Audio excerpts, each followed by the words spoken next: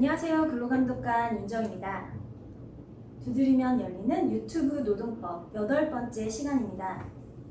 저번 시간에 이어 법에서 정하고 있는 유연근무제도에 대해 계속 알아볼게요.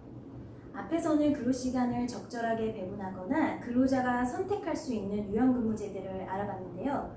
이번에는 근로시간 산정이 어려울 때 별도로 정한 근로시간을 인정하는 유연근무제도를 알아보겠습니다. 그 첫 번째는 사업장 밖 간주근로제입니다. 간단하게는 간주근로제라고도 하는데요. 간주근로제는 출장처럼 일의 전부나 일부가 밖에서 이뤄져 근로시간 계산이 어려울 때 근로시간을 인정하는 제도입니다. 일의 대부분이 사업장 밖에서 이뤄지는 택시 운송이나 영업, AS 서비스, 재택근무 등에서 많이 적용됩니다. 간주근로제에는 두 가지 요건이 필요한데요.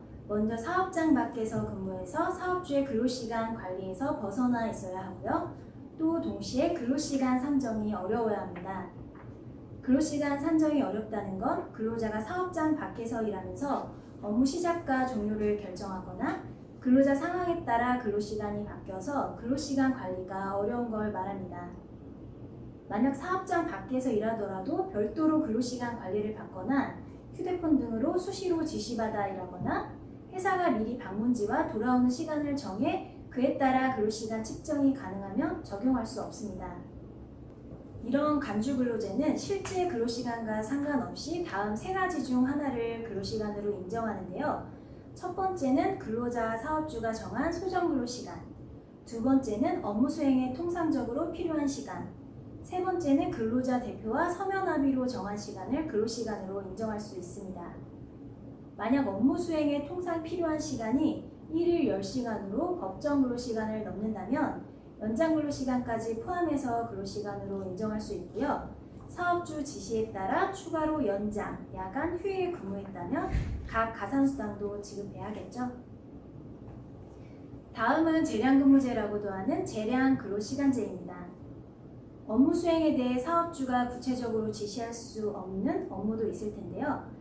재량근무제는 업무 수행을 근로자 재량에 맡길 필요가 있는 업무에 대해서 근로자 대표와 서면 합의로 정한 근로시간을 근로한 걸로 보는 제도입니다. 재량근무가 가능한 업무는 유일하게 법으로 정해져 있는데요. 크게 6가지로 분류됩니다. 연구개발 및 연구 업무, 신문방송사업의 취재 편집 업무, 디자인 업무, 제작사업의 프로듀서 감독 업무, 회계 법률 자산운용 등의 위임을 받아 조언 대행하는 업무 등 6가지에 대해서만 재량근무제가 가능합니다. 재량근무제를 하려면 근로자 대표와 서면 합의를 해야 하는데요. 서면 합의에는 대상 업무, 사업주가 업무 수행 수단이나 시간 배분에 대해 구체적으로 지시하지 않는다는 내용, 근로시간은 서면 합의에 따른다는 내용을 빠짐없이 명시해야 합니다. 재량근무제는 업무 수행 방법과 근로시간 배분을 근로자 재량에 맡기는데요. 다만 이때도 사업주는 기본적인 업무 지시를 하거나 진행 사항을 보고받을 수 있습니다. 하지만 출퇴근 시간을 지키도록 한다던가 반복적으로 지시나 보고 요구를 한다면 근로자 재량이 없어 재량근무제로 보지 않으니 주의하셔야 됩니다.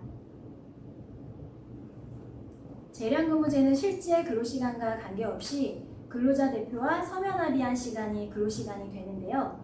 만약 서면 합의한 시간이 법정 근로시간을 넘는다면 연장 가산수당을 지급해야 됩니다.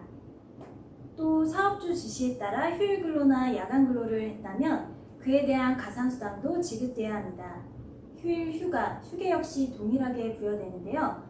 다만 휴게 시간은 근로자 재량으로 근로시간 내에서 변경 가능합니다. 마지막으로 유연근무제는 아니지만 법에서 근로시간을 유연하게 운영하는 제도로 정하고 있는 보상휴가제도 알아보겠습니다. 보상휴가제는 연장, 야간, 휴일 근로에 대해서 임금을 지급하는 대신 유급휴가를 부여하는 제도입니다. 보상휴가는 임금과 동등한 가치여야 하기 때문에 가산분을 포함한 시간만큼 부여돼야 하는데요. 예를 들어 연장근로 2시간을 했다면 50%를 가산해서 3시간만큼의 휴가를 줘야 하고요. 또 연장이면서 야간 근로로 2시간을 일을 했다면 각각의 가산금 50%를 더해 4시간만큼의 휴가를 줘야 합니다.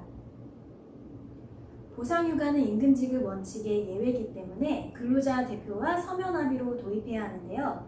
이때 서면합의에는 가급적 휴가 부여 방식과 임금 청구권, 보상휴가 부여 기준 등을 정해놓는 것이 좋습니다. 보상휴가는 일부는 임금으로 일부는 휴가로도 부여가 가능하고요. 또 임금 대신 지급하는 것이기 때문에 근로자가 보상휴가를 사용하지 않았다면 반드시 임금으로 지급해야 합니다. 보상휴가는 연차휴가와 달라서 휴가 사용 촉진 조치를 해도 사업주의 임금 지급 의무가 사라지지 않는다는 것 함께 기억해 주세요. 이런 유연근무제로 인해 근로자 사업주가 오히려 불이익해지면 안 될 텐데요. 노사 모두에게 도움이 되려면 우선 각 제도에 맞는 내용 설계가 중요합니다.